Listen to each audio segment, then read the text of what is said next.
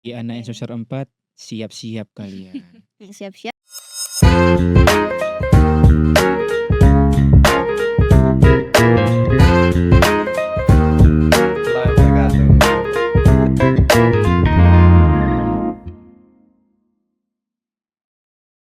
Halo warga SI tercinta.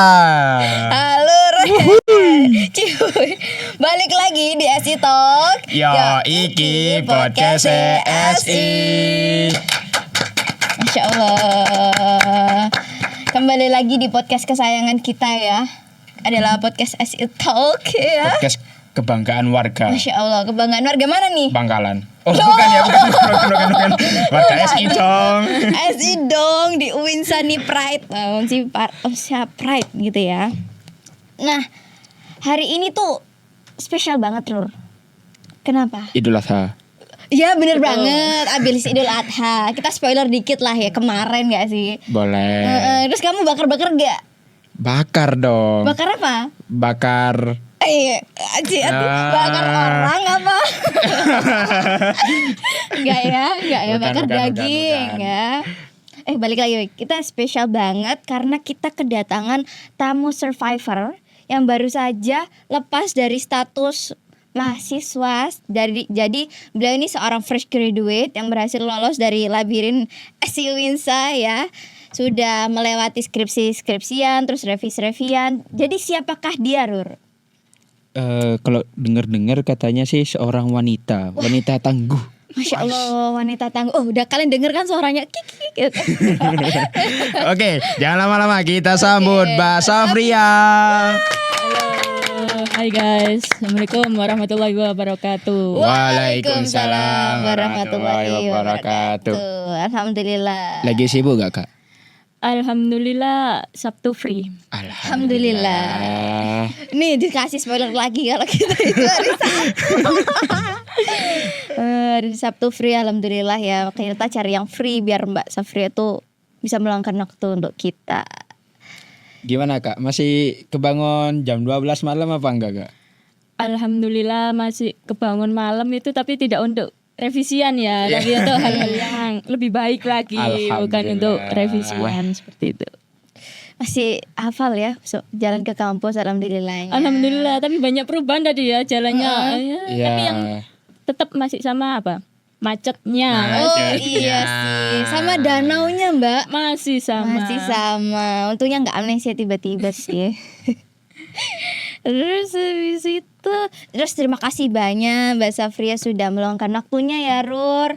Repot-repot kesini hari Sabtu, liburan lagi. Makasih banyak. Terima kasih juga sudah diundang di sini ya, terima kasih. Dan keren-keren memang adik-adik PA ini ya. Aduh, dipuji nih aku jadi leleh ini. Bangga aku sebagai. Iya, ini adalah ibu PA kita guys. Masya Allah, pelopor kita ini. Keren banget. Oke, saya masalah sunahnya sih. Yuk, boleh serah Apa mau tanya apa? Mau nanya Kak, kalau lihat perjalanannya Mbak sekarang itu kan banyak pengalamannya ya, mulai dari jatuh, bangun, nyungsap. Bukan ya? Bukan jatuh nyungsap ya? bangun aku melihatmu itu nggak sih? Oh bukan ya? Apa lagunya ya itu? Gak tahu sih. Aku juga.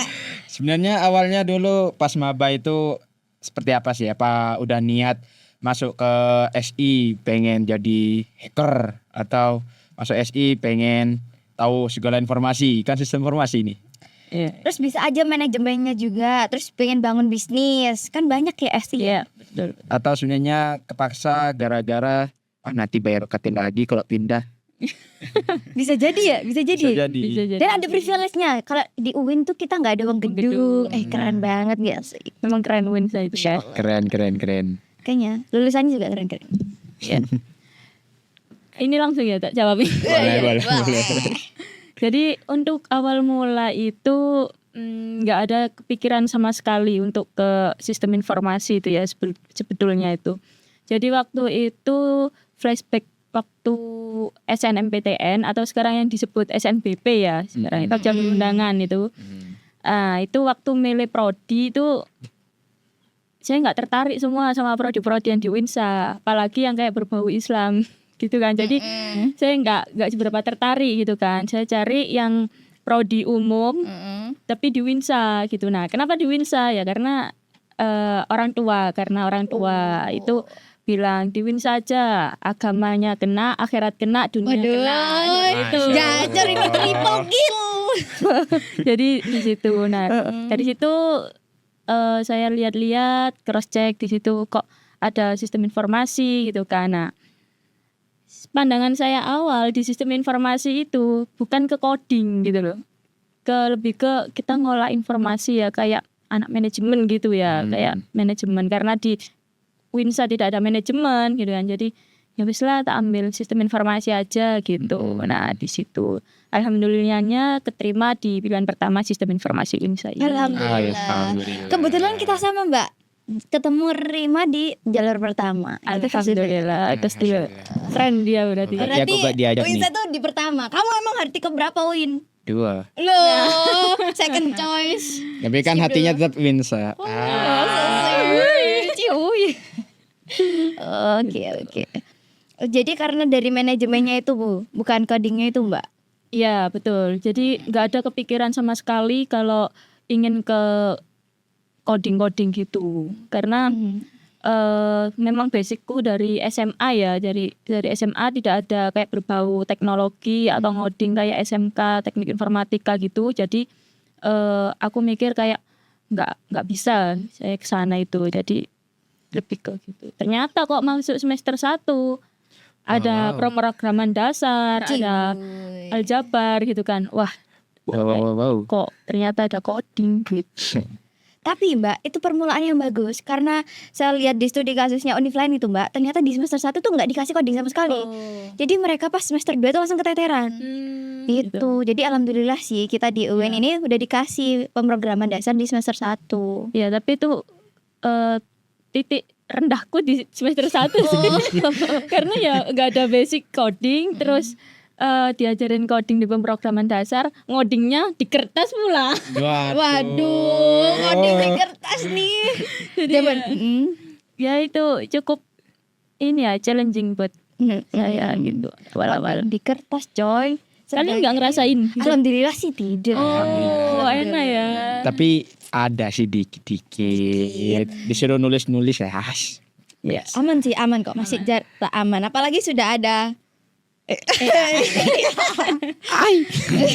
tapi nggak boleh ngandelin. Iya betul. Berarti mbaknya benar tersesat. Iya betul, tersesat. Tapi dari kesesatan itu yang membuahkan saya di sini, yang membawa saya di sini. Gitu. Oke. Next. Lanjut, di jurusan S ini kan ada peminatannya Mbak ya, ada banyak. Nah ada yang teknologi, terus ada sister atau sistem cerdas, manajemen, bisnis, habis itu cyber security dan lain-lain. Nah menurut Mbak Asaf nih, secara sederhana S itu sebenarnya belajar tentang apa aja sih, dan sebenarnya tuh apakah kita cuma jadi jadi babunya data atau jadi babunya orang belakang aja sih atau gimana gitu? Menurutku pribadi sih di SI ini adalah jurusan yang prospek kerjanya itu luas ya. Dibutuhkan di segala bidang apapun gitu. Di perusahaan apapun tentu mereka butuh kita gitu kan. Jadi bersyukur kalian yang sudah masuk di sistem informasi ini dan bertahanlah gitu ya. Nah, kalau menurutku sendiri sistem informasi ini ilmu yang sangat luas karena dia mencakup dari bisnis, ada manajemennya, ada audit, ada desain, ada pemrograman, ada gitu. Nah, kalau secara kasaran ya secara umum itu yang tak pahami itu kalau dibandingkan dengan kakaknya yaitu teknik informatika itu dia memang kalau teknik informatika itu lebih ke secara teknis ya, secara teknis pemrograman segala macam dalemannya gitu ya. Tapi kalau SI ini bagaimana cara pikir kita di sebelum teknis seperti itu sih. Jadi lebih ke problem solvingnya di situ, di sistem informasi itu. Jadi ya menurutku bersyukur aku masuk di sistem informasi nih ya, lulusan sistem informasi karena memang banyak dibutuhkan di dunia kerja. Apakah itu juga berpengaruh Mbak dengan hasil skripsian yang menentukan kamu akan kerja di mana setelah, kalau misal sih skripsimu ini menjorok ke data, jadi nanti kamu juga jadi orang data, nggak orang manajemen atau nggak orang coding atau gimana gitu, apa itu ngaruh?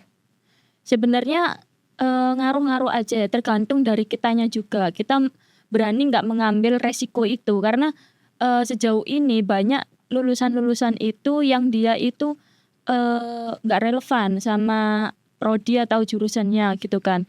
Karena dia lebih memilih untuk ke zona aman gitu kan. Lebih ke ya wes aku pokoknya gelarku Eskom, terserah ada loker apapun itu penting kerja gitu kan. Tapi sebenarnya loker yang sesuai dengan jurusan kita itu ada dan banyak sekali gitu. Kayak data engineer dan segala macem itu tuh. Admin. Nah, itu yang banyak diserbu anak-anak ya, Iya. kayak padahal dengan dia nge-apply ke ke posisi yang umum, saingannya dia lebih banyak gitu. Tapi kalau kita nge-apply ke spesifik gitu ya, sesuai karakteristiknya itu ya, itu pasti lebih peluang untuk kita bisa masuk ke situ gitu. Dan saingannya juga lebih mengerucut, lebih sedikit Betul. perbandingannya. Jadi kalau dari pandangan saya itu sangat berpengaruh ya untuk peminatan di kuliah ini, untuk kita mendalami di bidang tersebut, untuk bekal kita keluar dari kampus itu sangat pengaruh. Nah, kan tadi udah ada peminatan yang disebutin spesifik kan, ada 3 itu. Kenapa akhirnya Mbak itu memutuskan aku sistem cerdas. Nah, sistem cerdas. Apa karena ada kata cerdasnya aku biar nular cerdas gitu. Gitu. Enggak sih, lebih ke apa ya, berjalannya waktu sih untuk menentukan ini tuh. Karena awal itu benar-benar aku menjalani pasrah apa adanya. Setiap hari aku pokoknya tak jalani, aku masuk kuliah gitu.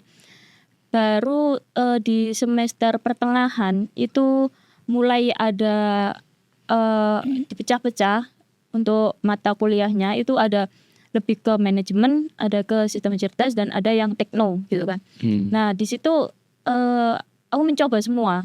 Dari mencoba semua itu ketika mengerjakan tugas-tugas, contohnya kayak ada tugas audit gitu kan. Nah aku merasa kurang nyaman di situ, kayak kok aku males ya ngerjain tugas ini gitu kan. Terus habis itu ngerjain tugas ngoding malah nggak nyampe sama sekali gitu kan. Terus ketika ada tugas proyekan sistem cerdas kayak mengklasifikasikan, lebih tepatnya di waktu mata kuliah apa ya, data analitik kalau nggak salah. Ya itu di situ udah mulai seneng. Nah tapi awalnya itu udah mulai seneng itu di basis data itu mulai kayak oh seru ini, dia mengolah data tapi nggak harus yang ngoding banget, tapi dia ada ngodingnya tapi dia main logic gitu loh. Nah itu gitu. Basis data itu yang kebetulan di semester 2 ini nggak Iya sih? betul. Ada ya. Ada. Nanti di semester 3 ada basis data lanjutan kan. Lanjutan. Nah di situ mulai kayak oh kayaknya kalau semisal aku besok peminatan di sini aja deh. Tapi itu nggak langsung aku yakin gitu, nggak juga. Saya sempat tanya ke cutting kayak, Mbak kalau semisal udah nentuin di sini terus tiba-tiba nggak cocok, bisa nggak pindah di sini? Wah saranku pastiin dulu gitu loh. Nah di situ di luar perkuliahan aku cari-cari informasi terkait apa peminatan tersebut, terus cari knowledge lain dari sumber-sumber lain gitu kan. Ternyata kok nyambungku di data gitu loh. Apa kayak proses-prosesnya itu di data gitu kan. Oke, aku mantep di data nih gitu. Terus kan tadi Mbak bilang kan kalau misal aku sudah milih dan nggak boleh pindah tuh saat segmen apa, saat sesi apa, atau pas udah penjurusan atau pas skripsian atau yang bagaimana itu? Waktu penjurusan sebenarnya aku kurang paham ya itu sebenarnya boleh pindah atau enggak. Case-nya yang gimana yang boleh pindah aku kurang paham. Cuma kalau bisa sebisa mungkin tidak pindah. Dikarenakan apa? Ketika kita udah minat di penjurusan ini, nah maka dari itu kalian nanti di KRS itu juga pemilihannya tuh yaitu penjurusannya Sesuai penjurusan. Iya, jadi aku nggak ambil mata kuliahnya anak manajemen gitu. Dan aku nggak dapat mata kuliahnya anak tekno. Aku ngambil hanya di Sistem sister cerdas. aja. Setelah gitu. penjurusan itu tadi. Nah, kalau semisal kalian besok skripsinya ternyata kok ambilnya manajemen, nah itu yang susah buat kalian. Karena matkulnya Nah, kalian nggak mempelajari ya yang di manajemen itu. itu kalau boleh tahu kapan Mbak ambil ya? Setahu saya sih semester 5. 5. Lima. Iya, sekalian MBKM ya. Iya, Ya, itu. Berarti harus yakin sama pilihan dari hati. Semester 5 guys. Jadi kalian bisa pelajari sebelum semester 5 ada 1 2 3 4. Nah, Iya, itu. Nah, itu harus bagi anak yang semester 4, siap-siap kalian. siap-siap. Maaf. Kita mengingatkan ya, reminder. Nah, ini nih kita masuk ke judulnya YouTube kita nih. Apa tuh? Jadi judul kita adalah Sistem Cerdas di SI yang membedah skill yang dibutuhkan dan peluang di era society 5.0 Mbak. Nah, ngomongin soal skill nih. Apa skill yang dibutuhkan untuk di sistem cerdasnya sampean ini? Skill ya, yang skill utama yang benar-benar harus dibutuhkan adalah skill problem solving. Itu yang harus dibutuhkan karena kan sebelum kita ke teknis ya, apalagi sekarang di era sekarang itu bukan aku menyepelekan teknis ya kayak yang secara benar ini, cuma kita berbicara fakta aja, realitas sekarang kan banyak AI. Jadi yang dibutuhin di sini adalah cara kita berpikir untuk menyelesaikan masalah tersebut mau dibikin apa. Setelah itu ide kita taruh di AI, udah AI yang mengerjakan semua. Dan sebenarnya gambaran orang tentang AI itu nggak negatif semua sih. Betul. Karena juga banyak webinar tentang AI dan peminatnya tuh banyak banget Betul. gitu loh. Dan inget slot-slot lagi untuk Mbak minta kursinya lagi dong gitu. Tapi ada juga orangnya sebagian tuh masih tertutup dengan apa sih AI ini dampaknya negatif doang gitu. Nah, kalau menurut Mbak Safia enggak sih Mbak ya? Enggak sih. AI itu justru dengan perkembangan AI ini membantu banget ya di beberapa sektor. Contohnya banyak juga perusahaan itu yang lebih memilih untuk dia uangnya dialokasikan untuk AI ketimbang dia untuk menggaji karyawan. Itu banyak sekali loh. Jadi yang ngerjain tuh AI-nya gitu. Iya, dia sistemnya. lebih memilih untuk SDM-nya dikit, terus dia mengalokasikan uang dana untuk AI kayak premium AI ketimbang dia harus merekrut orang lagi. Nah, Gitu. Paham. lebih milih orang yang bisa AI daripada orang yang males belajar AI. Iya, Nah, betul. benar banget. That's point. Iya. Tapi ambil poin yang positifnya ya. Jadi Iya. dimaksud ini mempersingkat waktu dan biaya. Mempercepat. Mempercepat juga karena AI itu tanpa kita harus belajar ngoding. Nah, itu kita itu bisa dapat codingannya juga. Dan itu real time kan secara langsung gitu. Selain itu juga AI kan dia lebih lebih up to date terkait apa yang terjadi di dunia ini gitu. Jadi banyak perusahaan itu yang dengan AI ini dia bisa membandingkan perusahaannya dia dengan kompetitornya itu tadi. Sangat menguntungkan ya dengan adanya AI ini jika dilakukan dengan secara positif itu sangat menguntungkan di AI ini. Iya, dari Mbak yang Samen bilang tadi juga bisa mengurangi human error kan. Betul. Kan bisa membandingin Yes. mungkin aja si user atau si manusia ini bisa membandingkan tapi nggak seluas pengetahuan dari AI. Betul. Gitu. Nah, tadi kan kita udah bahas AI kan. Kalau menurut Mbak, kita itu masih perlu belajar coding nggak sih?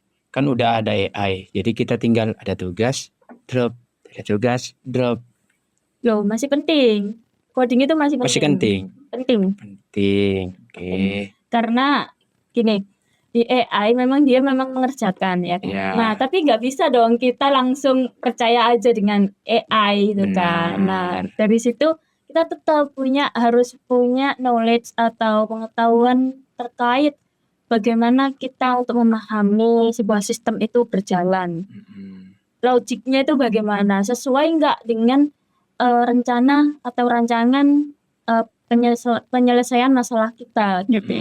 Nah, kalau misal kita mintanya itu untuk selesaikan dengan menghapus data nomor 2 gitu. Nah, tapi AI menjawab dia barisan nomor 2 menurut dia adalah barisan yang nomor 1. Nah, itu kan perlu di cross check lagi. Iya. Jadi kita nggak bisa 100% percaya dengan AI. Dan terima mentah-mentah ya. Betul. Jadi kita tetap harus punya skill untuk bukan skill bisa ngoding ya, tapi memahami ngoding itu minimal.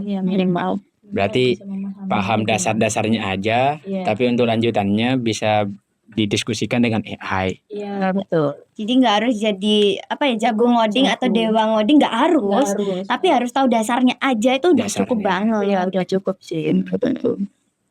Next. Terus kan sekarang AI kan udah sangat berkembang kan, apalagi udah ada yang namanya AI agent, terus AI collab sana sini sini sini. Nah, menurut Mbak itu sebuah ancaman enggak? Maksudnya kalau misal ya ada tugas dari Classroom kan, Google AI itu kan ada Gemini dari Google. Nah, Gemini kan bisa tersambung ke Google Classroom. Iya. Nah, bisa jadi kan yang kerjain nanti bisa saja AI agentnya disuruh itu buat ngerjain si soal itu. Iya. Nah, tanpa sepengetahuan si pemilik. Pemiliknya. Iya. Nah, menurut Mbak itu sebuah ancaman enggak bagi penerus bangsa Indonesia? Itu sangat ancaman ya. Sangat sebenarnya. ancaman.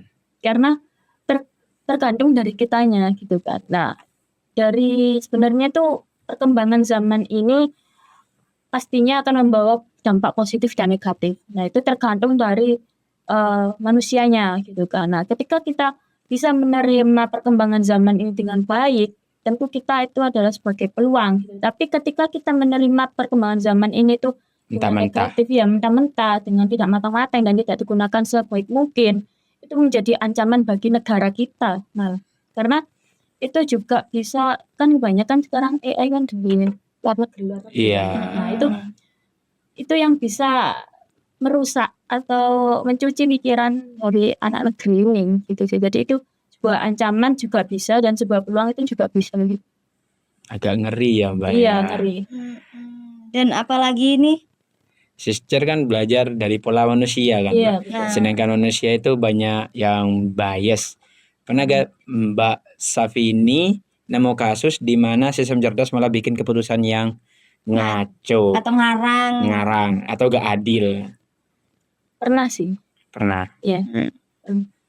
Waktu itu aku ini ngerjain sebuah project, norma project dari Silverback. Ini tapi lebih ke biasnya itu dari ini ya, orangnya. Orangnya. Ya, lebih ke Dari kliennya. Iya, dari kliennya itu. Jadi kan bias itu kan banyak ya, bisa dari pengelolanya, bisa dari ininya apa, fenomena atau fakta yang didapat itu juga bisa dikatakan bias, tapi dampaknya juga sama, akan mempengaruhi akurasi ke depannya.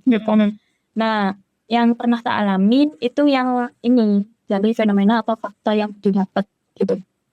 Jadi waktu itu sebuah perusahaan ini minta, Mbak, analisisin usahaku dengan kompetitor ini gitu. Nah, gimana caranya perusahaanku ini bisa mengalahkan kompetitor gitu kan, dengan fakta ini.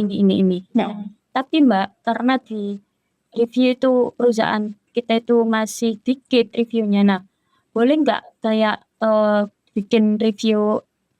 Wah, ini kayaknya aneh-aneh nih ya bapaknya ya. Ya itu supaya bisa terangkat gitu loh. Nah, terus di situ saya bilang, mohon maaf Bapak, untuk seperti ini itu akan mempengaruhi hasilnya juga gitu kan. Jadi Karena datanya nggak fakta gitu iya, kan. betul. Nah, percuma dong ketika kita dianalisis terus yang dihasilkan misal yang harus dilakukan oleh perusahaan ini seperti ini gitu kan. Nah, ketika itu tidak menggunakan data yang fakta, otomatis ya hasil keputusan dari AI ini juga nggak sesuai dengan faktanya. Iya gitu. Dan itu nggak akan menyelesaikan masalah yang ada di lapangan gitu. Nah, jadi di situ saya berpemahaman kepada beliaunya, kemudian kalau beliaunya oh gitu ya Mbak gitu. Terus saya bilang, nggak apa-apa Pak, untuk data jelek atau akurasi jelek itu hanya kita yang tahu. Nanti bakal ada tim dari audit yang untuk melakukan evaluasi dari hasil ini, nanti diaudit, baru nanti orang luar hanya tahu hasilnya. Saya bilang gitu. Oh ya udah Mbak, proses aja. Akhirnya proses. Jadi kadang itu orang itu salah paham, banyak salah paham kalau dikira itu kita menganalisis kompetitor itu langsung orang luar itu taunya perusahaan kita jelek. Oh no, Iya. tapi kita perlu datanya, Iya, faktanya. untuk evaluasi, ya, untuk audit itu seperti itu. Keren sih. Jadi ada ya yang seperti itu nih di perusahaan, banyak lagi. Jadi kalian harus kuat-kuat mental nih. Harus bisa pelayanan juga berarti. Iya, betul. Dan pinter-pinter ngulik juga nggak sih, Yes, Mbak? betul. Kalau nggak ngulik-ngulik juga nggak dapet datanya. Iya, betul. Dan kalau nggak ngulik, maksudnya gini nih, apa ya, kita harus apa sih, kritis gak Iya, sih? harus kritis. Nah, kalau kita cuma terima informasi dari bapaknya tanpa kita nanya, nanti kalau kita kerjain nggak dapet deh. Iya, betul. Terus kadang ya bisa nanti itu menyebabkan di tengah perjalanan akan menambah tugas lagi kayak Mbak, data ini ketinggalan gitu. Tapi ketika kita kritis kan kita tahu apa aja yang dibutuhkan gitu. Nah, Sekali terjalan. Gitu sih. ada tips gak Mbak dari Mbak tentang mahasiswa yang FOMO menggunakan AI dalam pengerjaan tugasnya? Tipsnya sih ini sih, tanamkan mindset bahwa sebenarnya AI ini gunakan sebagai robot kalian dalam bekerja. Dalam artian bukan semua pekerjaan kalian itu kalian taruh AI, copy terus kalian paste kirimkan, itu bukan dari itu, tapi dari pemikiran kalian yang kritis itu manfaatkan untuk kalian tuangkan ide kalian ke AI. Terus di situ akan memunculkan beberapa ide-ide lagi yang disempurnakan oleh AI. Kemudian dari situ kalian bisa menggunakan AI itu untuk robot kalian cari cuan. Jadi kerja cerdas bukan kerja keras. Kerja cerdas bukan kerja Kerja keras. Kerja pakai otak bukan pakai otot. Yes, Nah. betul. Nah itu, jadi Betul, jadikan AI itu babu kalian, Iya, robot. betul. Bukan kalian yang jadi babunya AI. Iya, jangan kalian yang tergilas oleh AI gitu. Dan tergila-gila juga. Oh enak nih AI, langsung anu aja. Tapi nanti akhirnya kalian nggak dapet hasilnya juga, nggak Iya, memetik buahnya. Betul. Oke, kita akan masuk ke pertanyaan warga. Warga mana nih? Warga SI. SI, S-nya apa? Sistem I-nya? Indonesia. Islam apa Indonesia? Itu karena Uwinsa. SI itu S-nya seru, Seru. I-nya Islam. Islam seru. Kalau SI-nya bukan Uwinsa. S-nya seru, I-nya Indonesia. Boleh. Oke, langsung saja. Oke, pertanyaan khusus dari warga +62. Ya. Warga SI. Oke, pertama dari warga. Mbak, sistem penjurusan di SI Winsa itu gimana sih konsepnya? Nanti kalau pas magang, milih buat magang yang secara itu praktiknya gimana? Susah nggak sih Mbak? Oke.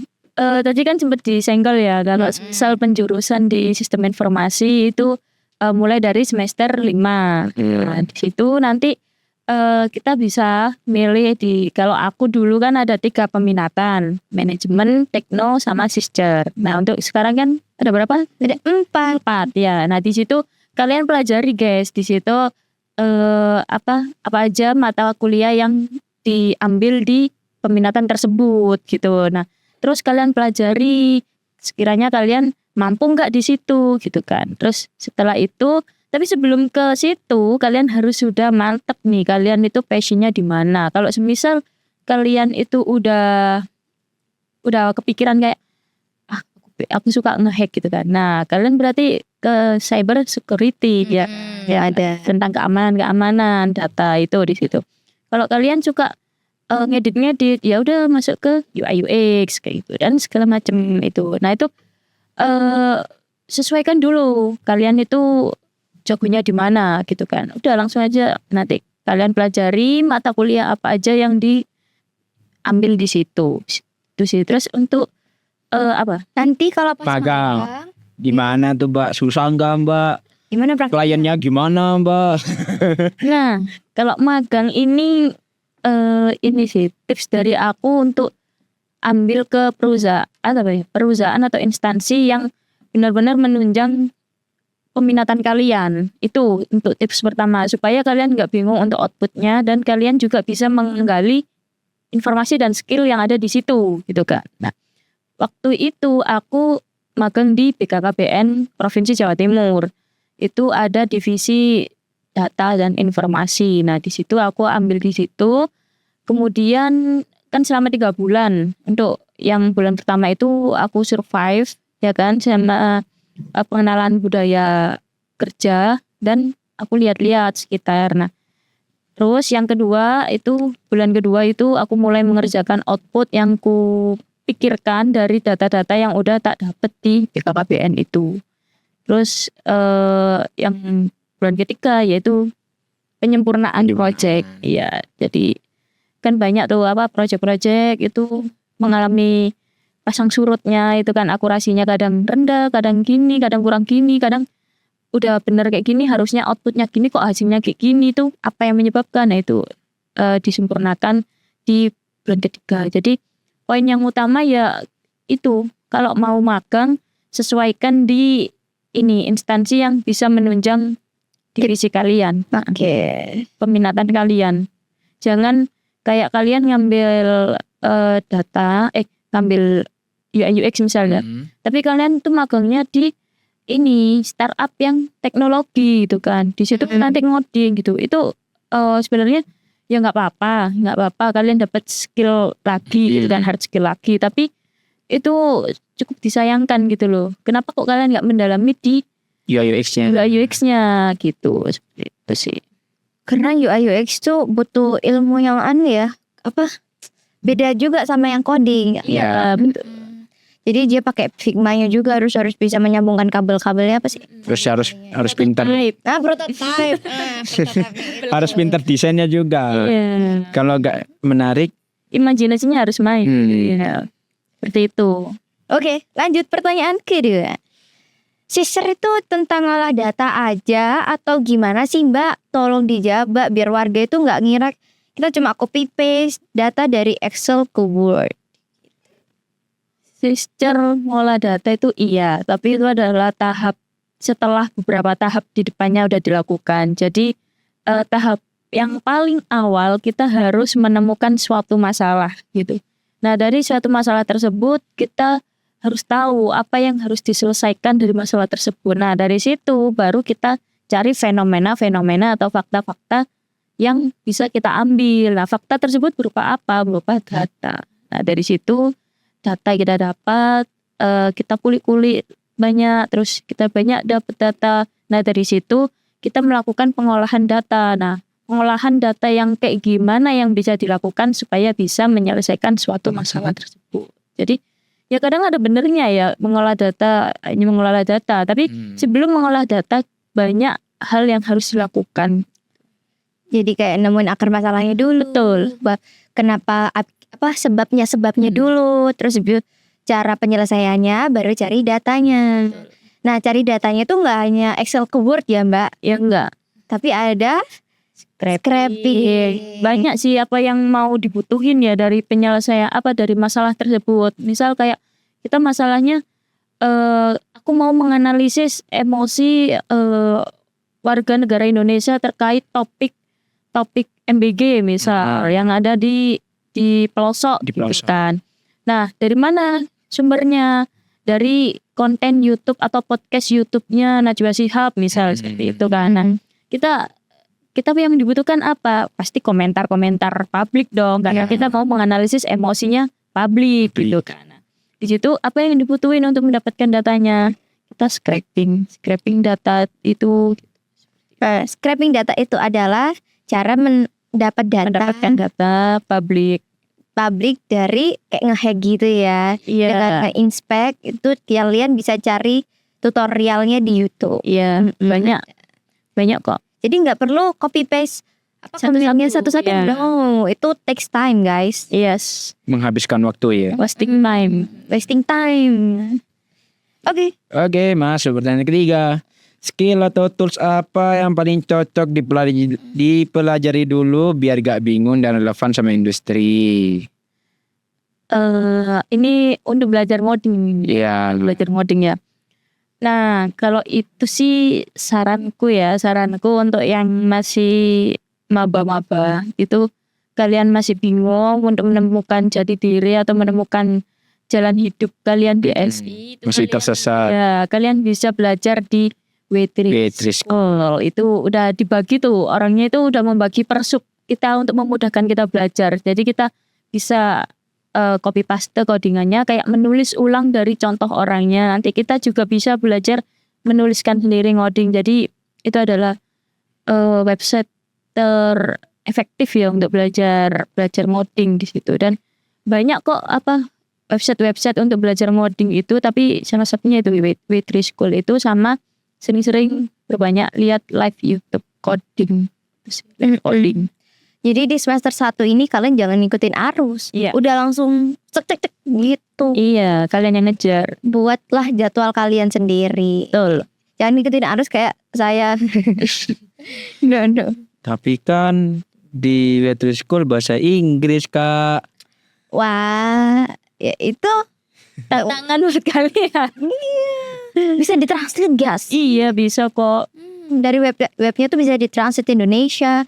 Atau enggak, kalian kan nanti di UIN tuh kalian juga mendapatkan pelajaran Inggris. Iya. Nah, ada Intensif bahasa Inggris. intensif bahasa Inggris dan intensif bahasa Arab. Iya.